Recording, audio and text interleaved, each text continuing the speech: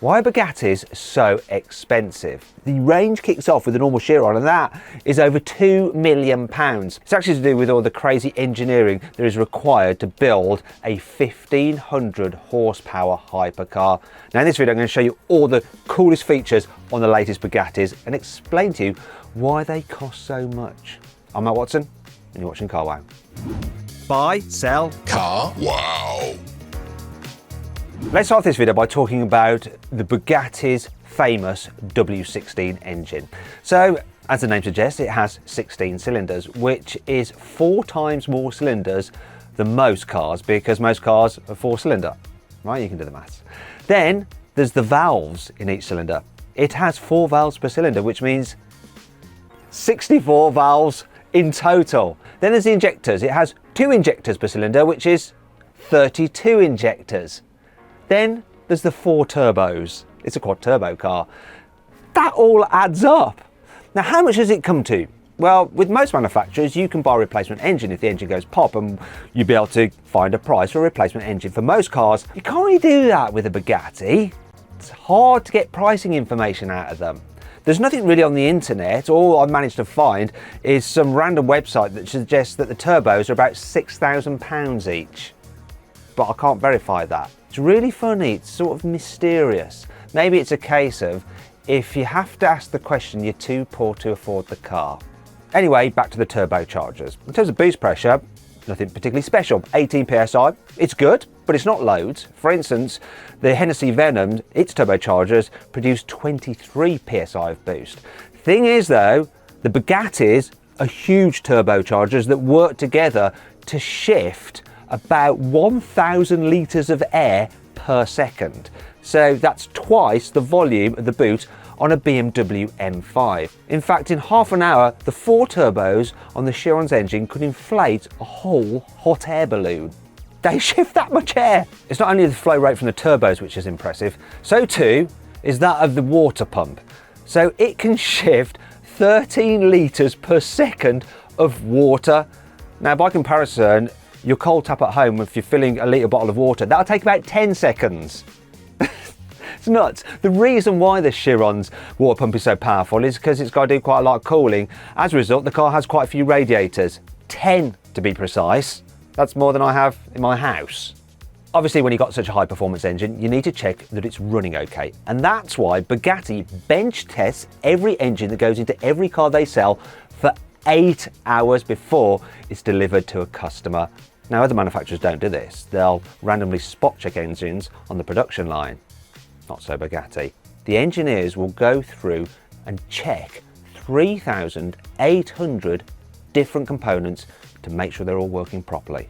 They don't just test the engine though, they also test the entire car. So before being delivered to a customer, a car will actually be test driven by Bugatti's engineers for 200 miles. But they don't just then give it to the customer, they replace the entire floor and the wheels, so there's no marks. That pre-delivery test drive is nothing though when you compare what Bugatti actually do to its pre-production models. Take the Cento Dieci, for example. The pre-production version of that car was driven for almost 19,000 miles while testing and at high speeds, plus in 45-degree heat in the Arizona desert. And Bugatti were only ever going to build 10 of them.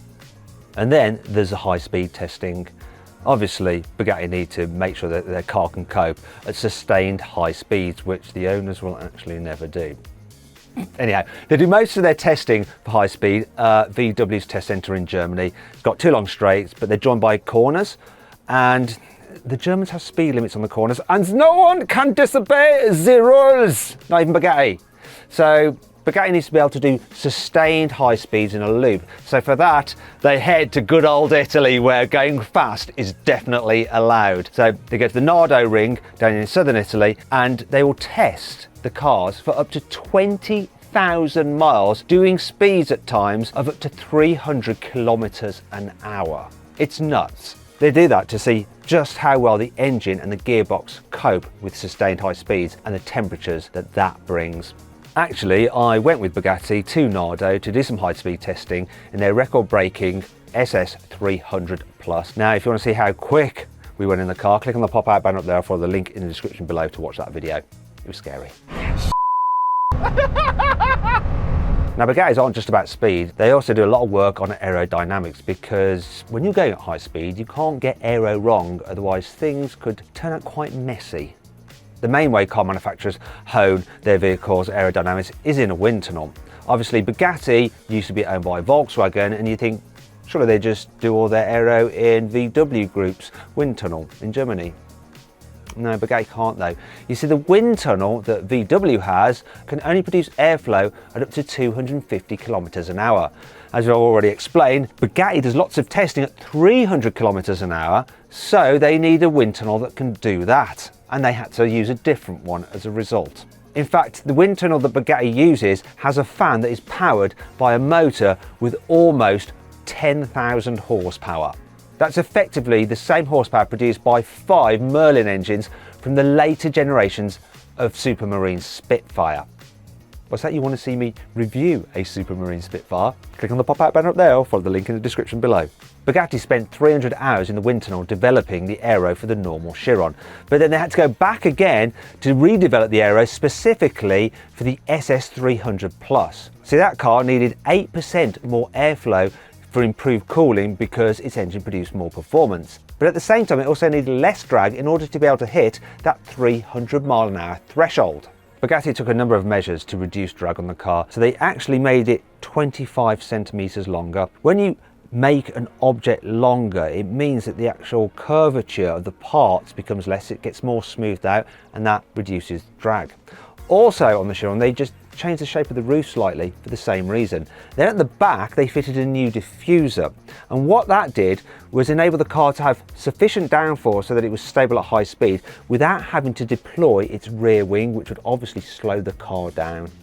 My favourite change to the aero on the SS300 Plus are the vents over the front wheels, which release air pressure out of the wheel arches, and apparently, according to Bugatti, improve downforce by up to 30 kilos. And that brings us on to the insane tyres fitted to the Chiron.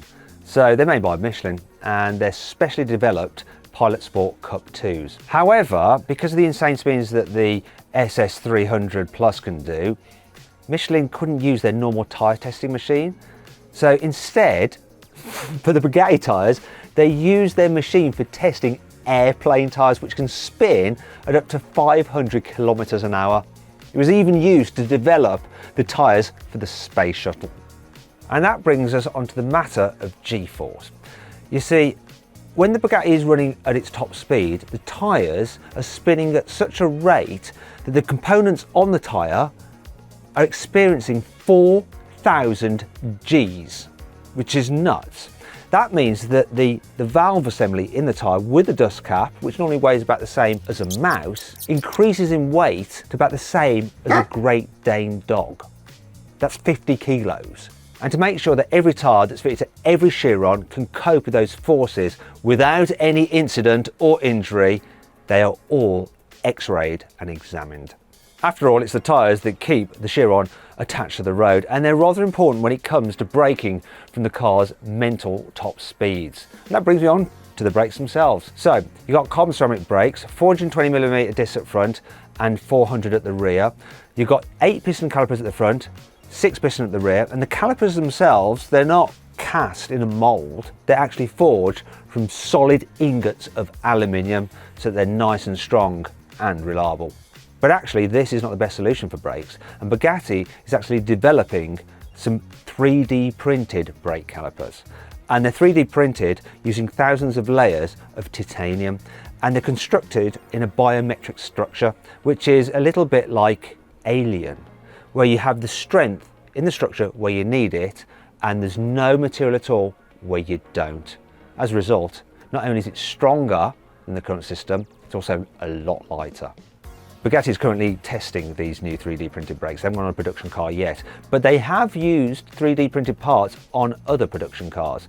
For instance, the Supersport 300 Plus and the Pure Sport have 3D printed rear parts to their exhaust systems. Meanwhile, on the track-only Bolide, which will be made in very limited numbers, they've used titanium 3D printed push rods for the suspension system. Now, these parts just weigh 100 grams, but they can cope with 3.5 tons of force. Now, to put that weight-strength ratio into perspective, it's a little bit like me being able to bench press 1,225 Chirons. Now, while Bugatti might be interested in weight saving in some areas, they're less so in others, especially in the interest of bling. You see, the badge on the front of the Bugatti Chiron is made out of silver, and silver isn't the lightest material to build the badge out of. I suppose that doesn't matter anyway, really, because Bugatti allows customers to personalise the cars exactly as they want them, even if it means adding a bit of weight. But to make sure that customers don't make any really bad decisions, they employ a specific designer to help the customer through the process. Now, this isn't just some guy who just comes along with some swatches and a felt tip pen. This is a proper car designer. He used to design cars. He knows what he's doing, and he works with the customer to get sort of what they want, but also what won't disrespect the Bugatti brand. One customer was allowed to have various parts of the car covered in gold. This is what they did. Gold finger. I love gold. Now, Bugatti didn't just have to stick those bits of gold on, they also had to polish them, and it took 10 hours for each part. Then there was this customer that wanted to do a unique paint scheme for their Bugatti Divo. And this is what they created. And I must say, I think this is pretty awesome. Wasn't easy though. It took 3 weeks for Bugatti to do the colour on the car, and then an extra 2 weeks on top of that to do the pattern. However, Bugatti didn't just do it on their car. They actually practiced first on a spare Divo they just happened to have lying around. But I guess that's the thing with Bugatti, super exclusivity. Now, to put their exclusivity into context, Ferrari will only build 599 SP3 Daytonas, maybe about £2 million each. Bugatti is only going to build 500 Chirons in total, including all special editions. To be fair, Bugatti does actually make some cars based on the Chiron, which it doesn't class as Chirons. For instance, the Divo. Now, there'll be 40 of those made in total, and they each cost £4 million. Then there's the Bolide. Once again, they'll make 40 of those. They haven't released the price on that car. Probably be about the same. Then there's the Cento Dieci, of which there'll only be 10. They'll cost £7 million. But the most exclusive Bugatti of all is La Voiture Noire. There will only be one of those. Now, Bugatti hasn't revealed who that customer is, and they never will. But before you ask, no, it's not me. Sadly, YouTube doesn't pay quite that well.